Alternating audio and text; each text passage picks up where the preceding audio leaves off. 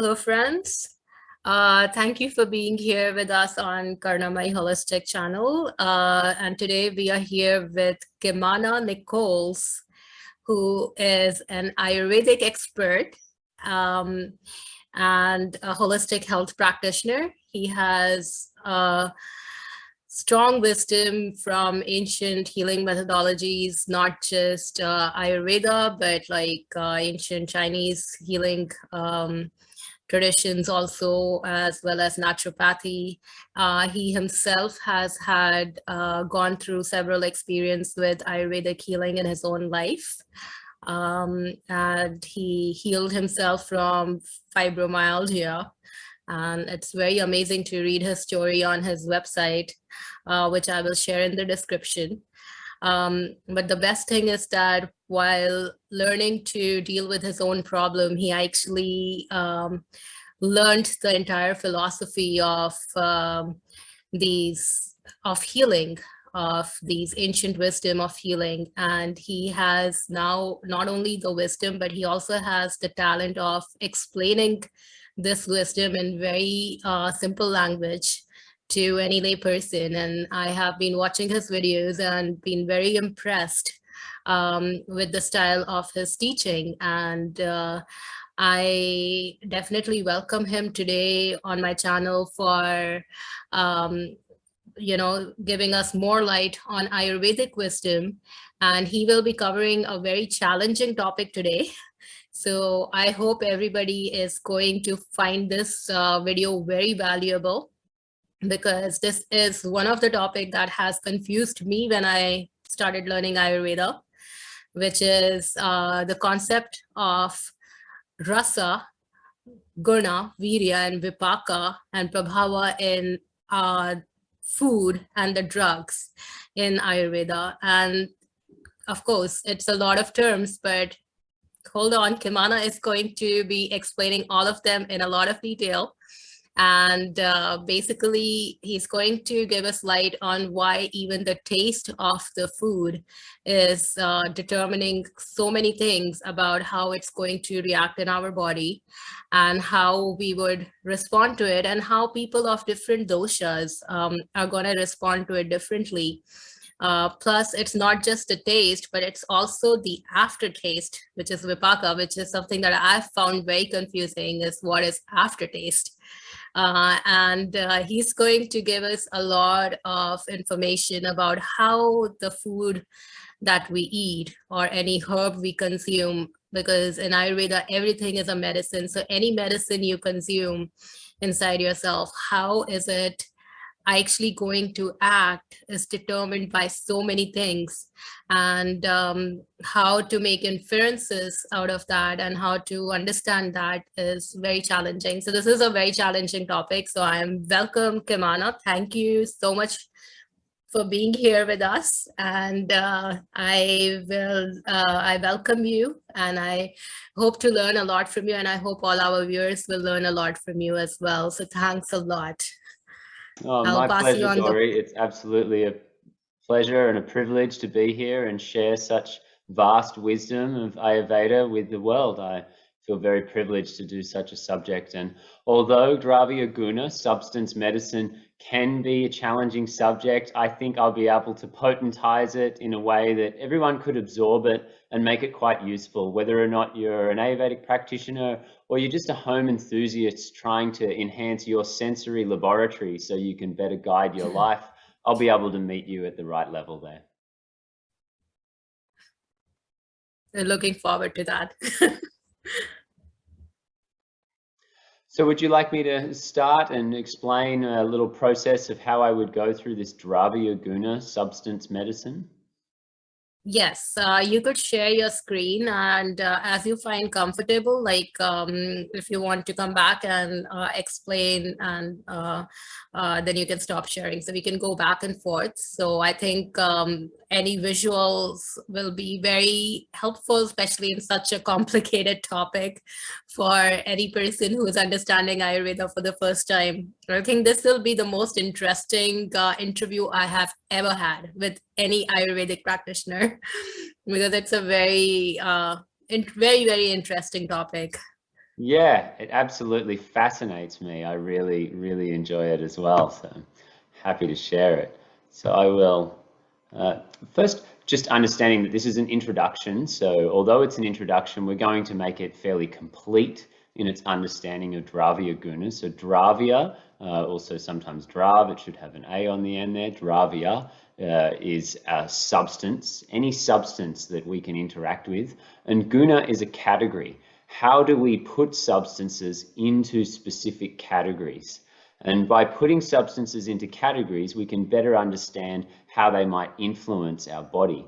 And I think it's really important that we understand that the way in which Ayurveda categorizes things is more about our sensory laboratory. How does it feel? How does it taste?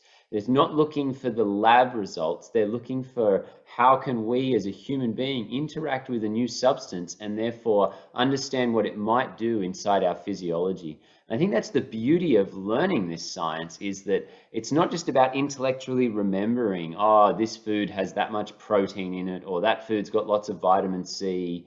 You always have to know what's in a food in a Western science model to be able to then use it and understand what it might do. With an Ayurvedic model, you could be exposed to a brand new food you've never known about and use your sensory laboratory and the wisdom that I'm about to share today, and that will allow you to get a great understanding of what that might do inside the body. So in that process of understanding the sensory laboratory, they've prioritized certain things higher than others. So the first and most important part of the sensory laboratory is the taste. Sometimes it's referred to in Sanskrit as rasa. And to really understand rasa in more detail, we need to look at the other things that it means as well, because really it means essence and not just taste. It's also the same word that's used for the fluid body, our lymphatic system and our plasma inside the body as well. And also in Sanskrit, it's used to describe an emotion. And here we can see that it's reflective of a deeper essence behind something. So when we're tasting something, we're not just going, oh, it's sweet. We are experiencing a deeper essence that is behind the substance, that it's influencing inside the body and mind because of its taste perception that's there. So they have 6 different medicinal tastes that are used in Ayurveda. We have sweet, sour, salty, pungent, bitter, and astringent. And this is the taste that you would perceive when you experience it inside your mouth. And they're positioned in that order as well, from their heaviest to their lightest, showing that the heaviest tastes are the ones that we need to consume the most of, that we mainly live off. They're the tastes that our body thrives and lives from, and that the other tastes, as we proceed down the order, are mainly there to help with metabolism so that we can digest more sweet. We largely live off sweet. So in the Ayurvedic sense, sweet is carbohydrates, sweet is proteins, sweet has many minerals as well. So we live off carbohydrates and proteins largely. And the sweet taste categorizes all of those foods. The sweet is heavy. It has the earth and the water element associated with it. And through that heavy nature, it's nourishing, it's grounding, it tends to calm the mind. If someone has gone through an experience that we might describe as bitter, notice that we use the tastes to describe experiences of life because they're a rasa, they're an essence that influences our body or mind. So a bitter experience might be a loss, a separation type experience. Oh, we've lost a love partner or something. And then we want to balance it out with something that's sweet. So at an entry level, people might go, oh, I want cake because it's sweet. But at a more wholesome level, they might go, oh, I'm going to eat some basmati rice that's got some ghee and fats and oils in it, fats, carbohydrates, proteins, all sweet. They can all break down into sugar once we digest and transform them. So the first and most important taste is sweet. And when we do the Essentials of Ayurvedic Nutrition course coming up soon, I'll break down what are the different types of sweet in a lot more detail, carbohydrates, proteins, and fats. And I'll talk about what doshas we'll need to focus on what types of sweet. Because although there's certain doshas that need to eat less sweet, like the kapha dosha, and doshas that need to eat more sweet, like vata and pitta dosha, in a general sense, we all need sweet, even the kapha dosha, and they need to understand what sweet substances are the ones that they can more easily digest. And that's what we go through in the course. We look at sweets for vata, sweets for pitta, sweets for kapha. Remember, when I'm saying sweets here, I'm not talking about sweets, yummy, trace, desserts, those things. I'm talking about wholesome, nourishing, grounding, stabilizing to the mind, fills up the body for a longer period of time. So that's our sweet taste. I'll give a moment there, Gauri, before I continue with each one, just in case you've got questions, and then you can just let me know, continue if you feel ready to go. I think I'm pretty good with the rasa part. It's that is not very difficult, the rasa part, and you explained it really well. How like when you eat something bitter, why you would eat something sweet right away, and it makes sense that when you go for sweet, then you go for the healthier options, not for the cakes and processed chocolates and ice creams, but it is the sweet is not basically the sweets you get in market that are called sweets, but it's the meaning of carbohydrates, proteins, and which makes up most of your diet, and a little bit of fat, and so that basically makes up your sweet sensory organ, like to satiate that, and that helps you ground you again. And I think like science is also understanding the same thing, like the different types of diets, they are saying like either somebody is promoting either carbs or somebody is promoting fat. But in any case, like they are vice versa. If one is promoting one thing, then they are not promoting the other at all, but it's sweet. In either sense, it's the sweet factor they are promoting, because I always think that, if there are results from both sides, then it means that they are missing something. That's totally right, Gauri. The understanding that we actually need to cycle through all those sweets at different times. There should be a high fat period of the year, there should be a high carbohydrate period of the year, and there should be a high protein, low fat, low carbohydrate period of the year. And in the Essentials of Ayurvedic Nutrition course that we've got coming up, I explain those seasonal cycles and how for certain dosha genetic constitutions, it's more important to emphasize certain cycles. And other doshas might only need to just do them a tiny bit. Maybe it's just a few days amongst the year rather than a few months amongst the year. That's the beauty of Ayurveda, isn't it? Like it's not about promoting one thing that that you feel is good, but it's almost all about the seasonal cycles and everything in such a holistic way to understand that it's like you need everything. And at different point of time, at different phases, different age, your diet has to change. Like you cannot eat in an older age what you ate as a child. Yeah. And totally. Understanding the cycles of nature and bonding with those, very important.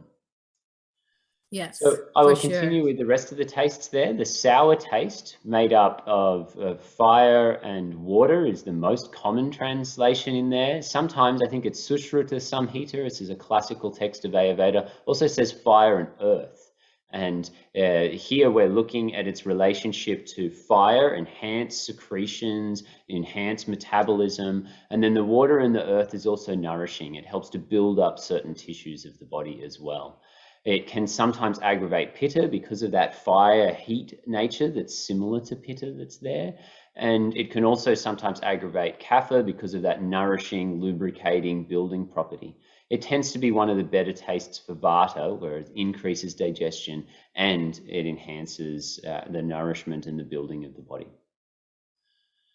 The next main taste we'll look at there is salty. The salty flavor also increases digestion through its fire element.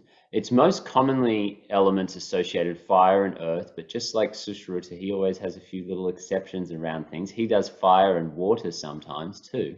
And I think that it's not like right or wrong here. Both of them are correct when we look at it from a slightly different angle. The salty taste is fire and water. It's heating, increasing metabolism, encourages more hydrochloric acid. That's our digestive juice for the stomach. And that's fire and water. It's a liquid that's there. And it's also filled with lots of minerals as well. That's the earth element. And those minerals help support the bones. They help nourish the deeper tissues. They draw the nourishment deeper into the body. So we can see a relationship with both of those elements. It tends to aggravate pitta through its heating quality that's there. And it tends to aggravate kapha because it also encourages the body to hold on to more fluids, could lead to edema or fluid congestion. The next taste we look at is the pungent taste. It's associated with the fire element and the wind element. It's one of the more quickly heating tastes that are there. So we perceive pungent very quickly, whereas salty is heating, but it's long-term heating up into the tissues and can really store heat in a strong, intense way. Whereas pungent is more like heat clearing. It pushes circulation out towards the extremities of the body as its dominance. So that ability to push the circulation out and pump the circulation right towards the tips of the body is the key factor when we think of pungency. To be able to move circulation, whether it's in the digestive tract, to move things into the digestive tract, or to move things from the digestive tract into the blood, or to move things from the blood to the brain and the rest of the body, pungency is a key taste for that. The wind element is that why they use pungent spices for digestive properties, because it has the ability to really create the digestive fluid and move it throughout your body? Yeah, that's totally one of the reasons why they would do it. Classical Ayurvedic formulas will usually contain a combination of pungent, salty, and sour, like the Hingwash Tuck formula as an example, or sometimes referred to as Ashtachurnam. And it has a lot of different pungent spices in it, but it also has this black salt inside it as well. And these are the three tastes that contain the fire elements: sour, salty, and pungent. A classic Ayurvedic formula for vata balancing would be grated ginger, an example of the pungency, that is then soaked in lime juice, an example of the sour, that has sprinkles of salt within it, so the salty taste permeates through it. And then you'll take a pinch of that grated ginger as an appetizer before each meal. So we're getting all three of the pungent tastes here. The sour is very upper digestive tract secretion, has stomach acids. The salty also stimulates upper digestive tract secretions, but mostly it allows the nourishment to bond and move from the digestive tract into the blood and the tissues. And the bitter promotes the breaking apart of bonds so that we can get the food into smaller pieces, so that we can penetrate it through all the small little tubes of the digestive tract as well. Wow. I think there should be like more research that should be done on this. Yeah, it actually is quite a heavily researched subject. They've done so much on the details of this, of like, even if you take curcumin, the ingredient out of turmeric, and you take it with black pepper or without black pepper, the amount of curcumin that moves into the blood is like tremendously more. It's a heavily researched subject where they really know the details of these tastes and how they influence the rest of the body and mind. What I really love is that Ayurveda knew these qualities before the research was available, because they had a sensory experience and their body and their mind was so attuned to the subtleties back then, not as clouded by the materialism that a lot of our modern day lives are. They had a lot more space to be able to feel things in a more accurate way. So their sensory laboratory was even more attuned.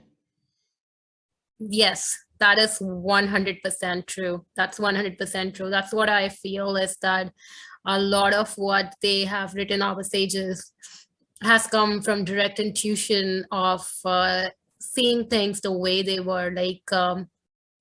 Like with doctors, it's so hard, because even though they have so many tools, they still cannot 100% say what causes Alzheimer's. They say there are so many factors that goes into it. It's not one. And they're trying their best, even still, to research on that topic.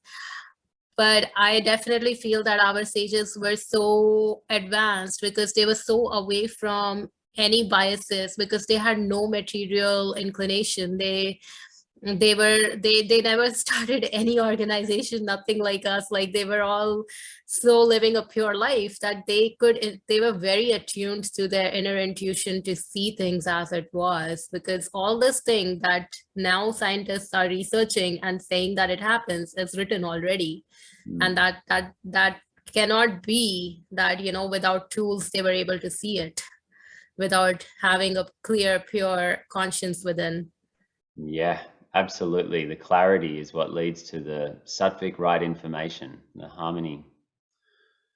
So I've covered the first 4 tastes there: sweet, sour, salty, and pungent. And really we're looking at sweet, our main nourishing foods; sour, salty, pungent, our ability to break those foods apart and move them into the tissues. And then our last taste, bitter and astringent, are really associated with being able to cleanse, to pull things out of the body. Bitter is the most cleansing taste that there is, I should say. It opens up the liver and the gallbladder. That's one of the channels that we squirt bile through, and bile is a liquid that helps us move toxins out of the body. It's not just to digest fats, which is what most people know of bile as. It moves a lot of toxins out. So the bitter taste really stimulates that bile to move.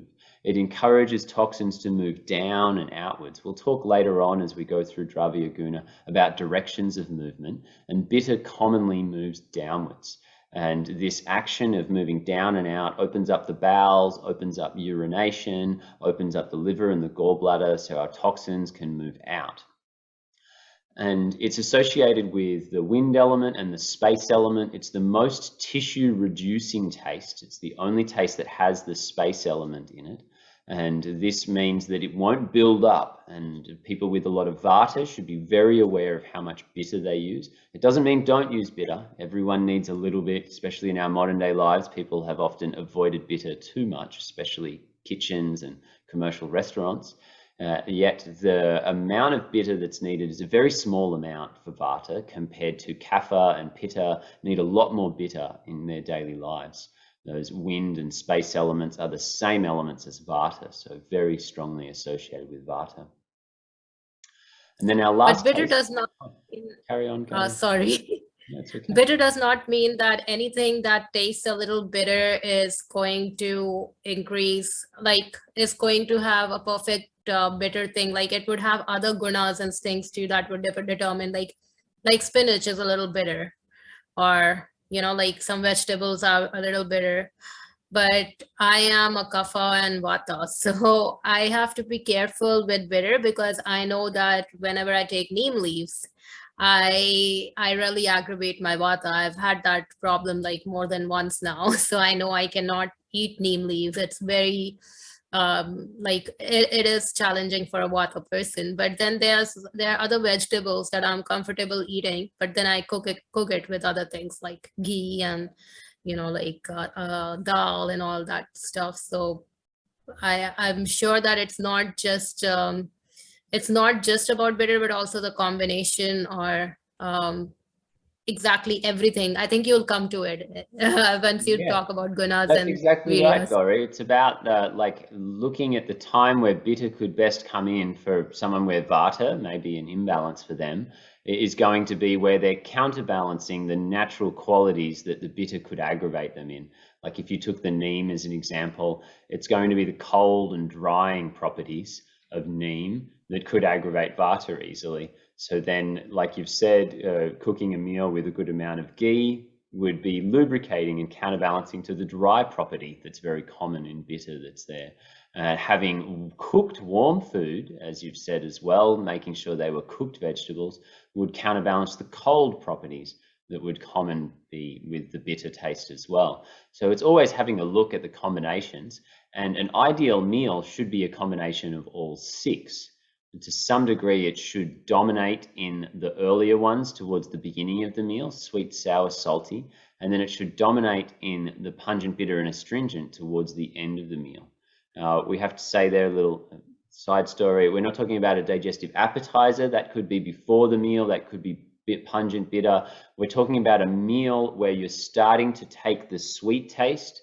From that point onwards, we shouldn't have sweet again that happens at the end of a meal. That will start a whole digestive process again and make it more difficult. Right. I should continue with our last taste. Yes. Right. So the astringent taste, and I'll stop sharing my screen there. We've got the visual there of the 6 that's done, so you can get more of me. So the astringent taste is the one that protects the tissues. Sweets, building, nourishing. The ones in the middle 3, pungent, salty, sour, they break things apart. Bitter drains them out, and astringent protects the tissues. It draws them together. It compacts them, because over our life, our tissues tend to become lax. They get pushed out and inflamed in various directions. Particularly the digestive tract is where we notice this the most, where it's like pushed out and inflamed. And then this creates leaky gut. Things can leak between those areas into the bloodstream that's there. So this is happening all over the body though. Our skin, our face, as wrinkles emerge and things, this is our tissues becoming lax. And the astringent property contracts and draws them all together. So as an example, I used a rosewater spray on my face after showering. It has a slight astringency that's there. I've used a formula this morning that I call Apana Prana, downward moving intelligence. And it has some triphala and haritaki and other things in it that are great astringents for the bowel. They compact and draw the tissues together. The elements that are associated with it are the wind and the earth element. The earth element, its ability to build, and the wind element, its ability to dry and compact and influence how things move inside the body. So the astringent taste is fabulous for where there's more laxity, and the dosha that tends to get it the most is pitta dosha. So it's one of the best tastes for pitta because they tend to inflame, get lots of heat, and the earth and the wind element are balancing to pitta completely. It can also be balancing for kapha, and it can be balancing for vata as well. It's a very common misconception. We avoid astringency for vata, yet I would still be using it in small amounts, and you're just looking at the right types of astringents. It's absolutely essential for a vata dominant colon to receive some astringents that have also got sweet and sour tastes to them. Like Gauri was saying before, a mix of tastes. So the triphala that we were talking about before, particularly the haritaki and the amalaki component of triphala, 3 different fruits, amalaki and haritaki, 2 of those fruits. They have quite a bit of that sweet and sour that's also present within them as well. The haritaki is warming to the digestive tract, and the amalaki is soothing and coating and protecting, and they work fabulously for vata dominant individuals. Okay, that's really interesting. So astringent is actually then good. I mean, yes, because for digestive issues, usually they do give haritaki and amalaki and these things in a form of a powder. Triphala is exceptionally good for digestive issues, and so yeah, it does make sense that astringent taste, depending on how the whole combination goes, because it's not just rasa, but it's also the other things that you will talk about, guna and virya and vipaka. Everything together is going to dominate over the other. So the majority of action will come from the one that would dominate. That's right, yeah. So our first one is the taste. That's our first perception. And then after the taste, the next specific thing that we want to look at is the virya.